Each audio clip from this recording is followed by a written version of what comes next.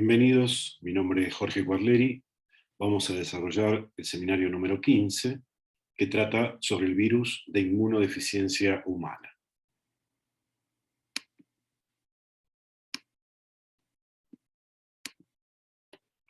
Los objetivos de este seminario son conocer la estructura de la partícula viral y la organización de su genoma. Vamos a comprender los principales eventos que llevan a la generación de progenie y cuáles son las incumbencias más importantes relacionadas tanto con la variabilidad del virus, como así también conocer cuáles son los principales blancos de acción de las drogas antirretrovirales. Vamos a reconocer cuáles son las principales vías de entrada a la célula, que definen el tropismo y la latencia viral. Vamos a involucrar los mecanismos de evasión a los efectores de la respuesta inmune como componentes centrales de la patogénesis por este virus. Comprenderemos el rol de la activación linfocitaria crónica y su impacto en el curso de la infección. Y por último, intentaremos entender los múltiples mecanismos que causan la feroz depresión en la población linfocitaria T CD4 que aqueja a estas personas y que pueden conducirlas al síndrome de inmunodeficiencia adquirida o SIDA. Vamos por último a contextualizar el rol de los reservorios como principal obstáculo actual para alcanzar la cura definitiva de la infección.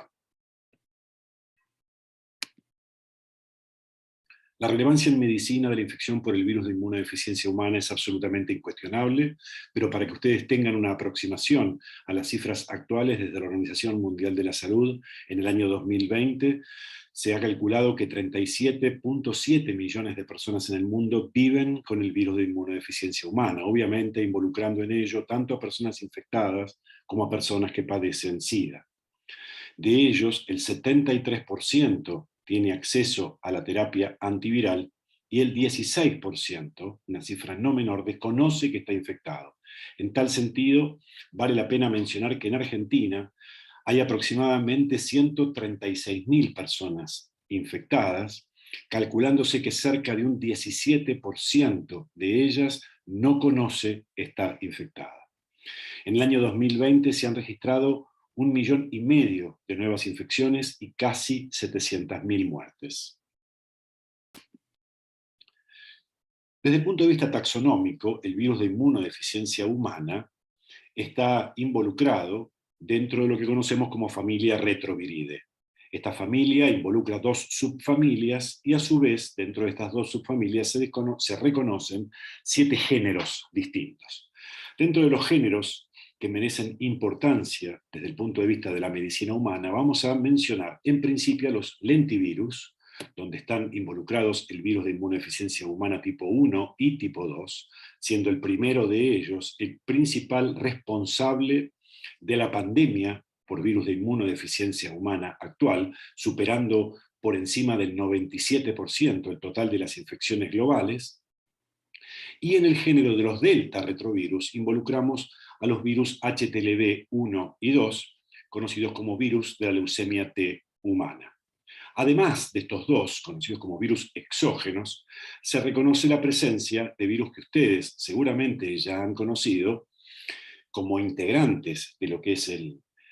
nuestro propio genoma, que son los retrovirus endógenos. Estos retrovirus endógenos están clasificados en distintos grupos géneros taxonómicos, ¿sí?, que se distinguen con diferentes letras.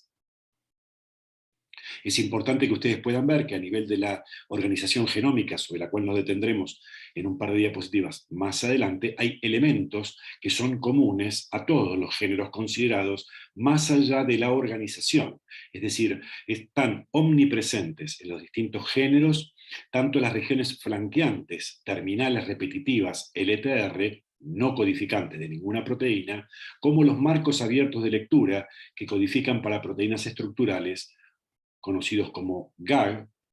POL y EMV, sobre los cuales posteriormente trataremos. Vamos a analizar ahora la estructura viral y la replicación del virus de inmunodeficiencia humana. En lo que hace a la partícula viral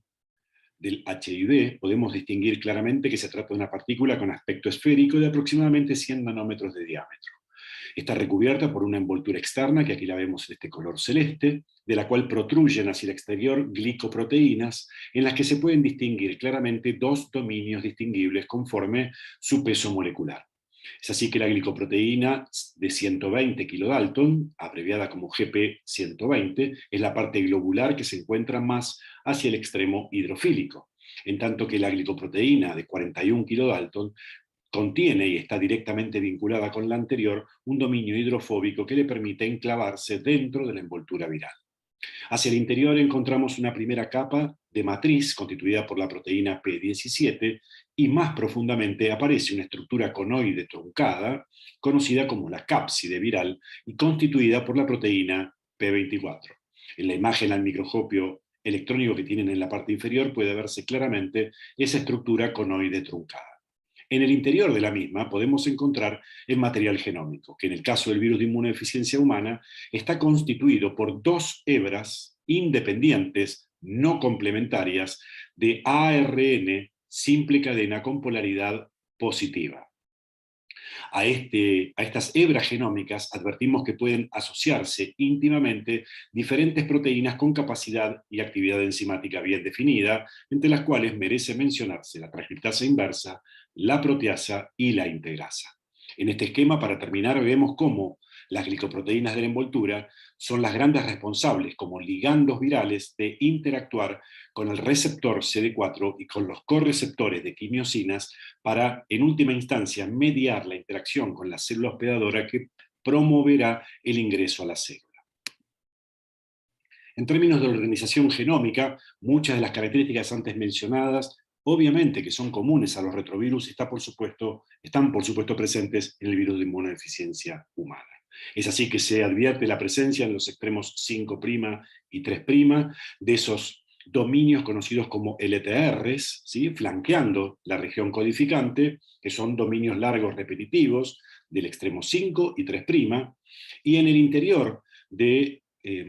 ese gran marco abierto de lectura aparecen claramente distinguibles los genes que van a codificar para las distintas proteínas estructurales. El gen GAG, que codifica para proteínas de matriz, cápside y nucleocápside, el gen POL, que codifica para las distintas proteínas que tienen capacidad enzimática, proteasa, transcriptasa inversa e integrasa, y el gen ENV, que codifica para los dos dominios GP120 y GP41. Aparecen además claramente definidas otras proteínas conocidas como proteínas reguladoras, como lo son TAP y REB, y proteínas accesorias, como son BIF, BPR, BPU y NEF. En lo que hace a la estrategia de replicación del virus de inmunodeficiencia humana, advertimos que el primer evento tiene que ver con la interacción del ligando viral, es decir, su glicoproteína de envoltura en el dominio GP120, con la molécula CD4. A partir de esa primera interacción se promueven cambios conformacionales en el dominio total GP120, GP41, que van a permitir una segunda interacción con los receptores de quimiosinas, distinguiéndose en tal sentido al receptor de quimiosinas del tipo CCR5 y alternativamente CXCR4, que pueden mediar entonces, luego de la interacción con CD4, una fusión entre la envoltura del virus y la membrana de la célula hospedadora que promoverán el ingreso, como ustedes pueden advertir aquí, de la cápside con estructura conoide truncada que se desmembra en el ámbito intracitoplasmático para dejar en libertad las dos hebras de RNA simple cadena, a partir del cual, como evento temprano, comienza la transcripción inversa. Es decir, que por actividad de enzimas virales, transcriptasa inversa, como una proteína estructural del virus, comienza el primero de los procesos cruciales que van a hacer o van a llevar a la génesis de ADN a partir del ARN mensajero. Aquí ustedes pueden ver claramente cómo la síntesis de una primera cadena en color rojo de ADN, tomando como molde el ARN, será posteriormente complementada con una segunda cadena de ADN que en ese estado de ADN bicatenario hará su ingreso a través de poros del núcleo e involucrando en ese transporte a proteínas localizadas en los poros nucleares como las importinas, van a llevar a que ese genoma ADN, producto de la transcripción inversa, sea ingresado al núcleo celular. Una vez que esto ocurre, pueden ocurrir diferentes fenómenos, pero lo que debería ocurrir para que la replicación prosiga es la integración, merced a la actividad, valga la redundancia, de la integrasa viral, otra de las enzimas presentes en la partícula, que van a mediar la integración del genoma retrotranscripto, es decir, en estado ADN, dentro del genoma de la célula. Adviértase cuán crucial es este punto, pues a partir de este momento en el que el genoma se encuentra integrado, denominado entonces como provirus, a partir de este momento la infección quedará inmortalizada en esta célula, no pudiendo, por lo menos con las herramientas a la fecha disponibles, poder deslindarse de esta infección. Tanto esta célula como todas aquellas que se originen por división celular a partir de esta célula infectada, portarán en su genoma una copia o varias del material genómico integrado. A partir de este material genómico integrado, y por supuesto rigiéndose por fenómenos relacionados directamente con la activación celular, van a empezar la génesis de los ARN mensajeros, producto de la transcripción de estos genes, involucrándose en tal sentido a polimerasas celulares en su producción. Se generarán los ARN mensajeros, que serán el sustrato a partir del cual, a nivel citoplasmático, se sintetizarán las diferentes proteínas que permitirán generar progenie gracias a el ensamblaje de las proteínas con nuevos genomas generados en este mismo paso, para que por brotación sean liberadas las partículas virales que en una primera instancia son inmaduras y que posteriormente, en lo sucesivo y luego de salir de la célula, irán madurando gracias a la actividad de la tercera de las enzimas importantes del virus, que es la proteasa, que permite la maduración gracias a clivaje de proteínas que estaban inmaduras en la partícula recién brotada. Mencionados estos eventos relacionados con la replicación del virus, lo que ustedes están advirtiendo aquí son los principales blancos de acción de los antirretrovirales. En primera instancia, son los inhibidores de los eventos relacionados a la fusión, donde podemos distinguir dos tipos de drogas diferentes. Unas que actúan por unión directa a la glicoproteína GP41 del virus, impidiendo que ésta tenga cambios conformacionales que permitan, de alguna manera, la prosecución del evento que lleva a la fusión de membranas. Y los otros son los antagonistas de los correceptores de tipo CCR5. No se utilizan inhibidores de los correceptores de tipo CXCR4. El segundo de los blancos importantes son los inhibidores de la transcriptasa inversa, conociéndose diferentes tipos de droga, tanto sean nucleosídicas como no nucleosídicas. Luego tenemos inhibidores de la integrasa y en última instancia los inhibidores de esta proteasa que, como antes mencioné, utiliza o es fundamental en los pasos que tienen que ver con la maduración de la progenie viral. El tropismo viral está directamente definido, bien sea por elementos inherentes al virus, como así también con la presencia y abundancia relativa de los receptores y correceptores en los distintos tipos celulares. De modo tal entonces que nosotros sintéticamente debemos distinguir que existen dos tipos de tropismo claramente definidos. Por un lado, el tropismo R5, es decir, aquellos virus que tienen o que van a utilizar, gracias a la afinidad de sus ligandos, de la glicoproteína GP120, el correceptor CCR5. Esto tiene que ver fundamentalmente con la factibilidad que van a tener los virus con este tropismo de poder interactuar o sentirse de alguna manera seducidos por aquellas células que tienen en su membrana una expresión muy elevada comparativamente, por supuesto, de la molécula CD4, acompañada de una expresión interesante o más abundante del receptor R5. Es así entonces que el virus que tiene tropismo R5 fundamentalmente mayoritariamente, aunque no en forma excluyente, infectará linfocitos T de memoria CD4 positivos. Con menor eficiencia, también pueden infectar, por supuesto, macrófagos, entre otras células, por ejemplo, células dendríticas. En tanto que los virus X4, naturalmente con otra conformación a nivel de su, y constitución aminoácido a nivel de su GP120, tienen la posibilidad de interactuar con el correceptor CXCR4. Esto, por supuesto, tiene una distribución diferencial y está mucho más presente en células TCD4 naive.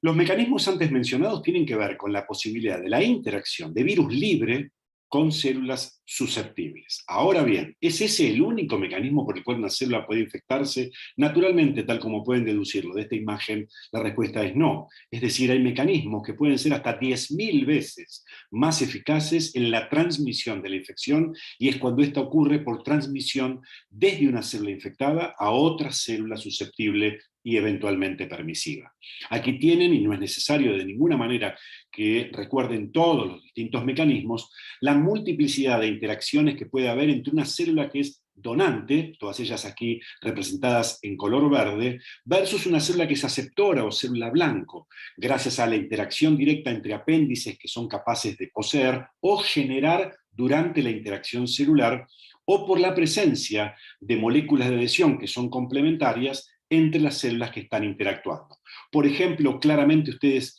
pueden entender que durante un proceso que tiene que ver con la propia presentación antigénica desde una célula dendrítica que se ha infectado en el contexto de un tejido linfoide, en un órgano linfoide secundario, por ejemplo en zona paracortical de un ganglio linfoide, podría haber, gracias a este abrazo que ocurre en la presentación antigénica, en esa sinapsis inmunológica tal como ustedes la han concebido, que además de ser una sinapsis inmunológica, se transforme o se constituya en una sinapsis infecciosa gracias a que gentilmente la célula donante le está cediendo parte de la progenie que está generando a una célula blanco. Un punto importante para tener en consideración y poder entender fenómenos que se suceden en lo próximo es tener en consideración cuando nosotros hablamos que el genoma viral debe integrarse, no es una opción, sino que es una condición para que el ciclo de producción de progenie continúe, debe integrarse al genoma de la célula. En consecuencia, si debe integrarse al genoma de la célula, una vez que esto ocurre, la expresión del genoma viral va a quedar claramente supeditada al control epigenético. ¿Qué significa esto? Que por supuesto ustedes saben claramente que la expresión de los genes que están presentes en nuestros cromosomas van a depender del estado físico en el cual se encuentren, que están directamente vinculados con sus niveles de acetilación y de metilación. Aquí hay una representación clara donde ustedes pueden ver que en tanto y en cuanto ese genoma viral se encuentre en zonas heterocromatínicas, o desacetiladas, la transcripción de genes celulares y por supuesto también virales va a estar detenida. En tanto que, por supuesto, si ocurren fenómenos de acetilación,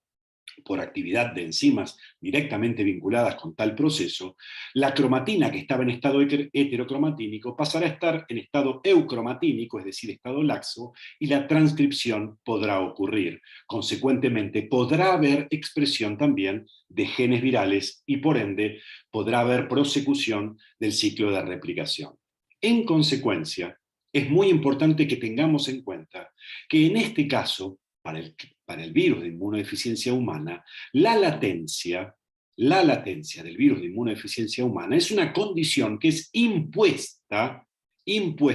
por el estado celular y no tiene que ver con mecanismos propios, tal como lo conocemos o lo hemos concebido en los distintos miembros de la familia Herpes viridae, entre otros. Digo, no es la latencia viral una propiedad del virus de inmunodeficiencia humana, sino que es una condición celular que obliga al virus de inmunodeficiencia humana a permanecer callado sin expresarse hasta tanto exista la posibilidad de comenzar con la transcripción y expresión de sus genes para la producción de progenie viral.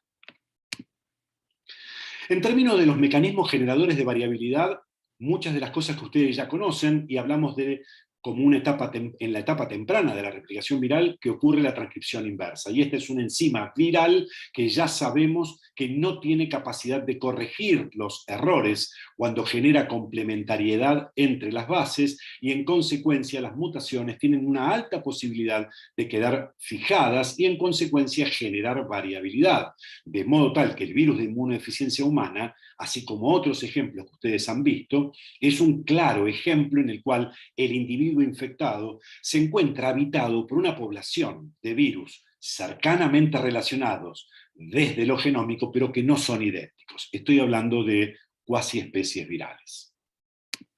¿Es este el único mecanismo de generación de variabilidad? La respuesta es no. En el caso del virus de inmunodeficiencia humana, como ocurre también en otros virus, puede ocurrir los fenómenos de recombinación, es decir, la generación de un mosaico genético en el cual dos variantes o más diferentes constituyan una única hebra genómica. Y aquí lo pueden ver sencillamente. Vean que una misma célula está siendo infectada, en forma gráfica por supuesto, por un virus de color rojo, lo llamamos subtipo B, por ejemplo, y un virus de color celeste, que lo llamamos subtipo F. Si ocurre la integración de ambos genomas, podremos advertir que conforme se genere progenie, podrá aparecer genomas hijos de color rojo y también de color celeste, de modo tal que desde esta célula infectada por las dos variantes podrá emerger una progenie que tenga una hebra de un color rojo y otra hebra de otro color celeste. Es así entonces que en este contexto, y ocurriendo los fenómenos de transcripción inversa de un virus que tiene un genoma que ya dijimos tiene dos cadenas de RNA, pero en este caso vean que uno pertenece a un subtipo y otro pertenece a otro subtipo, acá ejemplificados como rojo y celeste, podrán generar una variante tal que los genomas que se generen a partir de estas dos variantes van a tener en la misma hebra ambos orígenes, ambas variantes. Por eso hablamos de mosaicos genómicos. No es casual que en este caso hayamos escogido como ejemplo el subtipo B y el F para generar una recombinante BF, que es de las formas recombinantes circulantes la más abundante en Argentina. En términos de la patogénesis, en lo que hace a la historia natural de la infección, sabemos que el virus de inmunodeficiencia humana es el virus responsable de la enfermedad infecciosa que conocemos como síndrome de inmunodeficiencia adquirida, que responde a patrones y definiciones muy claras que podrán oportunamente conocer muy bien en el contexto de microbiología 2. Ahora bien, cuando ocurre la infección, eventos tempranos nos permiten ver claramente cómo la carga viral, es decir, la determinación que nos permite saber qué cantidad de copias genómicas hay circulantes en sangre, va aumentando conforme avanzan las primeras semanas, de modo tal que al mes y medio, 2 meses, se alcanza un pico de carga viral, representado como RNA viral, circulante en ese individuo infectado. Adviértase claramente que ese ápice o ese pico desciende rápidamente, aunque no logra negativizarse, y esto tiene que ver con el desesperado grito que lleva adelante la respuesta inmune, tratando dentro de sus posibilidades, y estoy hablando de la respuesta inmune adaptativa, específica contra el virus, que si bien logra controlar en alguna medida, no logra hacerlo en forma completa. Y los niveles de control suelen variar y mucho entre los diferentes individuos. Bien está este punto que pueden ustedes advertir cómo en la curva celeste puede verse los niveles de CD4 en sangre, que desde un nivel inicial normal tienen un descenso muy brusco, que coincide claramente con los niveles de máxima replicación viral, y conforme se controlan, aunque solo medianamente, esa carga viral, los niveles logran recuperarse, pero nunca alcanzando los niveles iniciales. A partir de ese momento, y si no media tratamiento antirretroviral, el descenso será progresivo e ininterrumpido de esa población de linfocitos TCD4, tal como puede advertirse en lo sucesivo a lo largo de los años de la infección. Pero adviértase un fenómeno sobre el cual prontito nos vamos a involucrar, que tiene que ver con la feroz caída de lo que ocurre a nivel de la población CD4 en el tracto gastrointestinal. Adviértase lo que es el descenso marcado de la población de linfocitos T CD4. ¿Qué ocurre cuando esa historia natural es desvirtuada gracias al tratamiento antirretroviral instaurado en forma bien precoz? Claramente ustedes pueden ver que los niveles de carga viral disminuyen dramáticamente gracias al éxito inicial de la instauración de esa terapia antirretroviral, fundamentalmente cuando es precoz. En consecuencia, lo que puede advertirse es que puede haber una recuperación de los niveles de linfocitos TCD4 circulantes en sangre, aunque esto es cuantitativo, no hablo de calidades, sino hablo de cantidad, aún sin recuperar los niveles iniciales. Vean ustedes los niveles que podrían alcanzarse y los niveles habituales normales que tiene una persona no infectada. Algo semejante es lo que ocurre a nivel de la población linfoide en el tracto gastrointestinal, donde si bien hay una recuperación, insisto, desde el punto de vista cuantitativo, quedan sin duda grandes nichos de especificidades desvalidos de población linfoide TCD4. Estos son los fenómenos que tienen que ver con la transmisión y algunos conceptos que son importantes. Adviértase que en principio lo que ustedes tienen en la parte superior tiene que ver con el tamaño de la población y donde ustedes están viendo en esa gran heterogeneidad de colores lo que está representándose con una gran heterogeneidad de cuasiespecies. De un lado tenemos al tejido del donante, imaginando que esto fuese la transmisión a través del contacto de mucosas de órganos genitales entre un donante y un receptor. De modo tal entonces que de toda la heterogeneidad de poblaciones que nosotros podemos advertir que están presentes en sangre del donante, infectado en forma persistente, crónica, a nivel del tracto genital, no todas aquellas variantes presentes en sangre logran multiplicarse con la misma eficiencia, ni siquiera alcanzar esa misma localización, de modo tal que hay algunas que puede advertirse lo hacen con mayor predilección y facilidad, multiplicándose con mayor velocidad, en detrimento de otras que tienden inclusive a poder no estar presentes en esa localización. Conforme ocurre la generación de fluidos que intervienen en la transmisión de la infección desde un donante hacia un receptor, la presencia de esas variantes también va a variar conforme el tipo de fluido presente. Y puedan ustedes advertir cómo claramente estos distintos cuellos de botella que se van planteando en la heterogeneidad de las cuasiespecies hacen que solo unas pocas sean las que alcanzan la mucosa del receptor. Y aún dentro de las que la alcanzan, algunas tienen una capacidad o tasa de replicación rápida, en tanto que otras lo tienen mucho más lenta. Por tanto, serán aquellas las más aptas, las más rápidas, las que tengan la capacidad de fundar una nueva infección en el receptor del virus. Por eso, este evento es el que se conoce como evento fundador, en el cual selectivamente, más allá de que la variante que es responsable del evento fundador forma parte de una gran heterogeneidad de cuasiespecies, es ella la que es responsable de la transmisión. En el evento fundador se ven una o muy pocas variantes como responsables de la transmisión desde un donante a un receptor.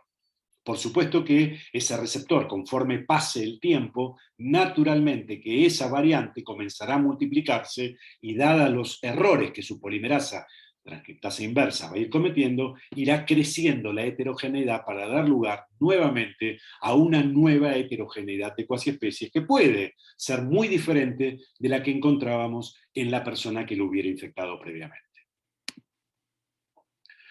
A nivel celular es muy marcado, lo decíamos antes, lo que ocurre como depresión de la población linfoide a nivel del tejido linfoide asociado a la mucosa intestinal o GALT. En ese GALT es donde nosotros debemos recordar que reside cerca del 70% de la población linfoide de CD4 de memoria, que es CCR5 positiva. Aquí tenemos que recordar que es esta una de las puertas centrales a las cuales golpea el virus, cuyo tropismo es precisamente R5 positivo. Veamos entonces qué es lo que ocurre y adviértase que en esta imagen endoscópica podemos ver en esas placas de Peyer, en color amarillento, los grandes acúmulos de población linfoide T. Vean qué es lo que ocurre en un individuo infectado por virus de inmunodeficiencia humana con esos acúmulos de población linfoide T. Hay una feroz y muy temprana caída ocurrida en el evento, como un evento muy temprano tras la infección a nivel del GALT. Y precisamente este evento tiene mucho que ver con el reflejo que cuando hacemos el estudio en poblaciones linfoides a nivel de sangre periférica, advertimos ese descenso también, de alguna manera como reflejando lo que ha ocurrido en ese feroz destrozo inicial de la población de linfocitos T, CD4, subrayo, TCD4 de memoria, CCR5 positivo, que tienen, insisto, esa localización de predilección. Claro está entonces que ocurrido este fenómeno, esta es la mucosa entérica normal, este es el GALT asociado en un individuo HIV, cuando ocurre esta pérdida de fuerza inmunológica del otro lado de la luz intestinal, estamos perdiendo claramente capacidad de vigilancia. En consecuencia, gracias a la producción anormal de determinadas citoquinas, empiezan a alterarse no solamente todo lo relacionado con la vigilancia inmune, sino también distintos componentes y funciones inherentes al propio epitelio a nivel entérico, de modo tal que, por ejemplo, empiezan a perderse uniones estrechas y eso facilita que contenido intestinal pueda traslocar a nivel de la submucosa. Hay pérdida de la producción de inmunoglobulina A, por ejemplo, y se pierden poblaciones que son críticas en lo que hace a la defensa contra agresiones bacterianas o micóticas, como por ejemplo la población TH17. En consecuencia, estos eventos muy tempranos que se dan a nivel del GALT llevan a una masiva pérdida del linfocito TCD4, tal como lo veíamos en las curvas, evento muy temprano tras la infección aguda. Eventos enteropáticos, ya lo estamos diciendo, porque comienza a inmiscuirse contenido intestinal, poniendo como gran paradigma el aumento de la concentración del lipopolisacárido bacteriano a nivel de la circulación, gracias a un aumento feroz en la permeabilidad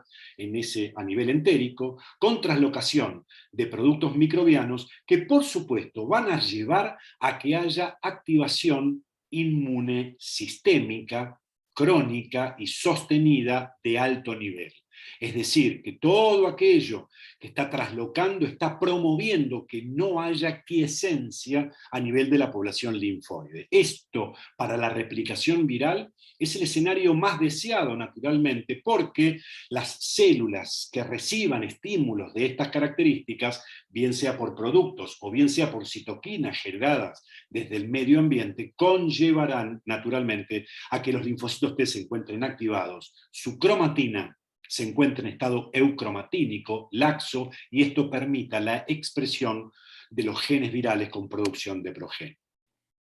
Consecuencia, el estado de activación celular, estamos entendiendo claramente que es central para definir el destino de la infección en la célula. Veámoslo en esta serie de eventos, tal que la infección puede ocurrir en una célula que se encuentre dentro del ciclo celular detenida. Esa infección puede ocurrir, por supuesto que puede ocurrir, aún puede ocurrir la transcripción inversa. Sin embargo, ese material genómico que está generado producto de esa transcripción inversa, va a tener serias dificultades para poder ingresar al núcleo, porque claramente, desde lo metabólico, esta es una célula que se encuentra quiescente. Consecuencia entonces, solo cuando ocurra activación de esta célula infectada va a poder ocurrir la integración del material genómico. Y ocurriendo la integración del material genómico bajo un estado de integración, habrá chances de que se genere progenie viral y eventualmente fenómenos relacionados con la muerte de estas células.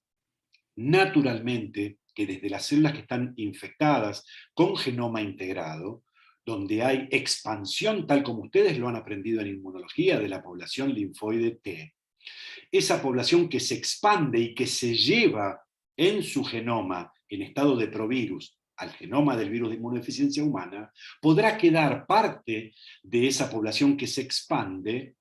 latentemente infectada, en tanto estas células queden de memoria y en reposo, en distintas localizaciones desde ya, bien sea a nivel del GALT, tal como lo conocemos, o por supuesto también en distintas localizaciones en órganos linfoides secundarios. ¿Por qué se mueren? ¿Por qué, por qué son destrozados y es diezmada la población linfoide TSD4? Los mecanismos son múltiples. Hay destrucción a nivel del timo, hay destrucción mediada por apoptosis, bien sea por distintos mecanismos, incluyendo, en una medida menor, la posibilidad de que haya reconocimiento de células infectadas y haya mecanismos indirectos de daño. Todos los que están aquí mencionados son mecanismos directos, producto de la replicación viral o producto del reconocimiento a través de la respuesta inmune innata de distintos PAMPs en una abundancia relativa alta que pueden llevar, por ejemplo, a muerte por mecanismos distintos a la apoptosis, por ejemplo, piroptosis, gran responsable de la muerte en la población linfoide TCD4. Recuerden que más del 95% de los CD4 que se mueren involucran este mecanismo de muerte, donde, insisto, por acumulación de PAMPs virales dentro de la célula y el reconocimiento por receptores de reconocimiento de patrones, son capaces de desencadenar una muerte por piroptosis de esos linfocitos T, con infecciones abortivas, con liberación de citoquinas proinflamatorias que casi como continuando un círculo vicioso siguen convocando más células plausibles de ser infectadas. A nivel organismo, es claro algunos de los eventos que ya habíamos mencionado anteriormente. ¿Cuáles son los eventos claves asociados con la progresión de la infección que pueden llevar a la enfermedad? Ya dijimos la infección masiva a nivel del tejido linfoide asociado a la mucosa intestinal. Esto, por supuesto, va a generar, conforme la profusa replicación viral, altos niveles de viremia que llevan a la diseminación del virus a múltiples órganos linfoides, tanto primarios, hablábamos del timo recién, como secundarios. En consecuencia, comienza la destrucción masiva de células TCD4 residentes en distintos órganos linfoides. Esa destrucción y cicatrización puede llevar claramente a fibrosis de estos órganos, lo que conlleva naturalmente a un mal funcionamiento. Pero también hay que tener en cuenta la posibilidad que desde la infección primera en linfocitos TCD4 activados pueda llevar a la posibilidad del establecimiento de virus que queda en estado proviral en células que quedan en latencia, es decir, que han perdido su estado de activación y en consecuencia se constituyen como órganos en los cuales va a haber reservorios virales. Otro de los eventos centrales que ocurre como fenómeno temprano luego de la infección por virus de inmunodeficiencia humana. Este conjunto de eventos lleva claramente a la masiva y progresiva depresión de linfocitos TCD4, en el que claramente ya habíamos mencionado, tanto por citoquinas como por otros mediadores solubles, algunos devenidos desde la propia luz intestinal, como el lipopolisacárido bacteriano, conllevan o conducen a un mecanismo de activación inmune crónico, que le viene fantástico al virus para poder seguir replicándose en forma acelerada y consecuentemente seguir destrozando a la población linfoide TCD4.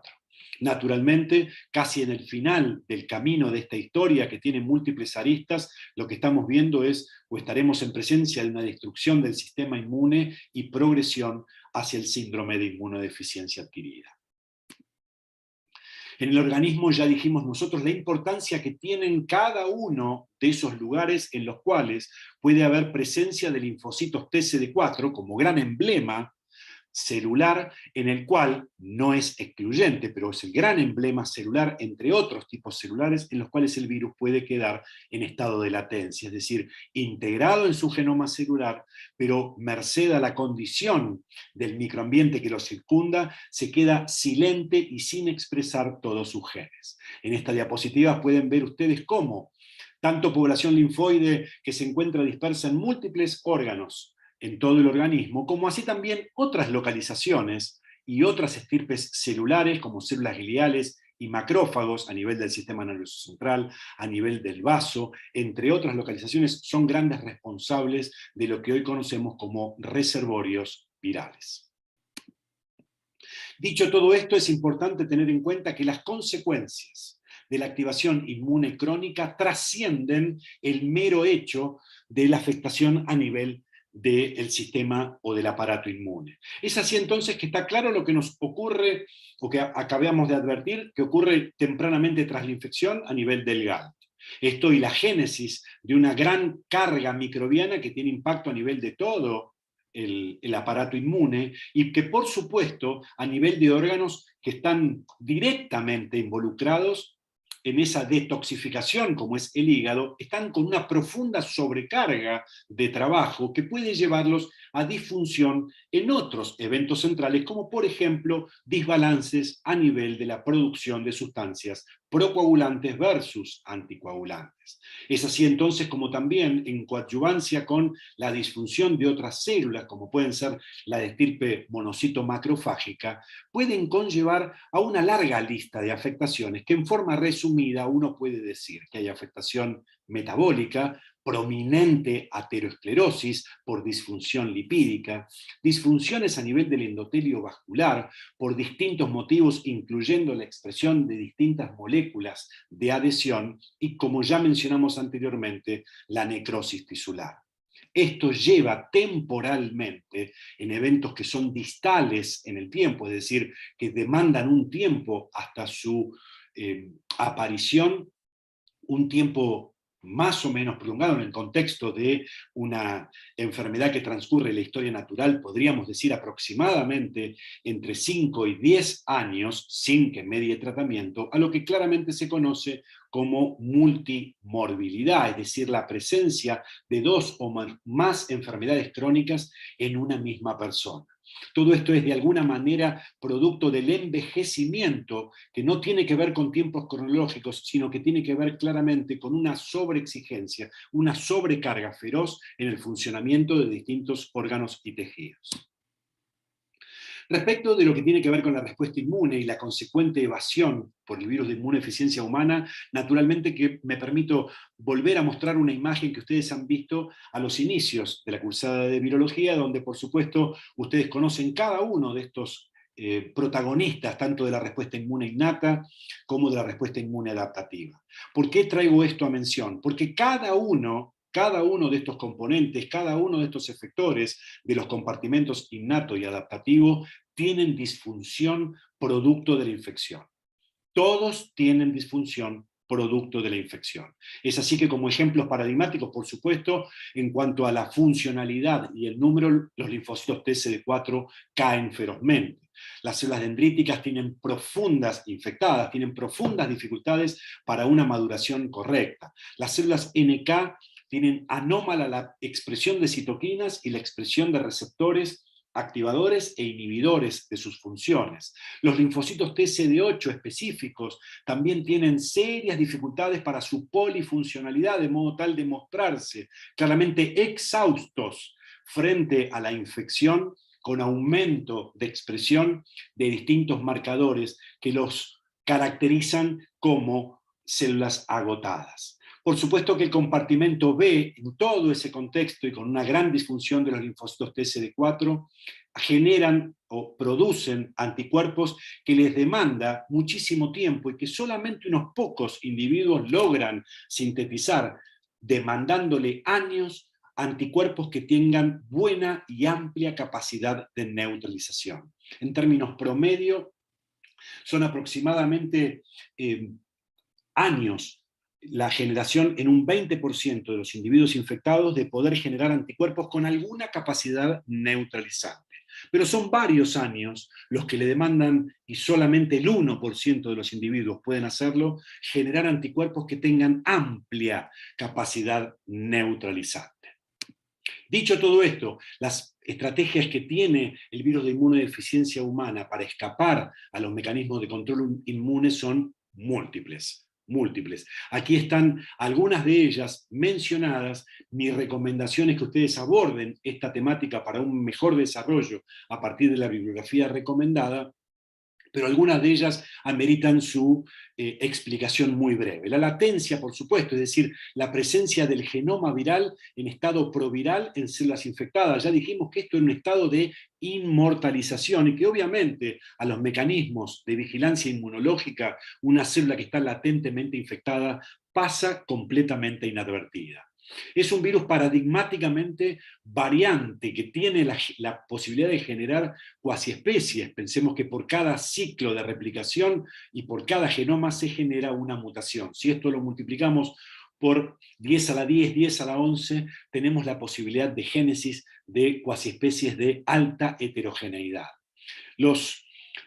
anticuerpos que se generan tienen serias dificultades para poder reconocer los epitopes a nivel de glicoproteínas de envoltura, porque precisamente estas glicoproteínas tienen un nivel de glicosilación muy elevado que de alguna manera solapan o esconden los principales epitopes de reconocimiento por anticuerpos. El tropismo celular claramente es inteligente de este virus, pues ingresa y replica, casi les diría, en el director de la orquesta de la respuesta inmune, los linfocitos TSD4. Con lo cual, naturalmente, afectando al director de orquesta, la música de la respuesta inmune empieza a sonar claramente desafinada. La diseminación de célula a célula, esto como veíamos que hay múltiples mecanismos, claramente le permite evadir a los mecanismos de control a nivel extracelular. Los distintos componentes de la respuesta, efectores de la respuesta inmune mediados por el interferón, son también burlados por distintas proteínas virales que logran de alguna manera contrarrestarlo, por ejemplo, degradando a POVEC, TRIM5, entre otras proteínas efectoras. La respuesta inmune adaptativa llega tarde, entre comillas, tal como lo veíamos en la historia natural. Recuerden que ese intento denodado por controlar la respuesta, la carga viral, perdón, cuando hace ese pico al cabo del mes y medio, 2 meses luego de la infección, ese pico está ocurriendo luego de que hubo establecimiento de la infección en el tejido linfoide. Eso es demasiado tarde para poder ser controlado. Naturalmente, ustedes desde la bibliografía podrán ver que hay proteínas que tienen mecanismos muy sofisticados para poder controlar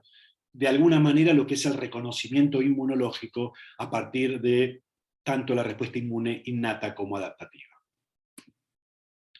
Nuestras conclusiones fundamentales tienen que ver con que claramente el virus de inmunodeficiencia humana larga una enorme orquesta de herramientas que le permiten en forma directa y en menor medida indirecta, es decir, a través de la respuesta inmune, llevar a la depresión de los linfocitos T CD4.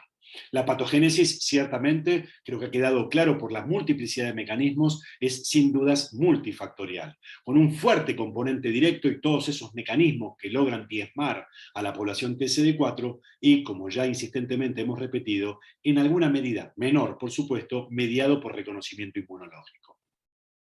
El gran protagonista es el linfocito TCD4 activado, escenario deseable para que ocurra una replicación eficiente y que claramente en el estado quiescente es el escenario en el cual ocurre fundamentalmente la latencia viral, por tanto se constituye como el reservorio celular de mayor frecuencia.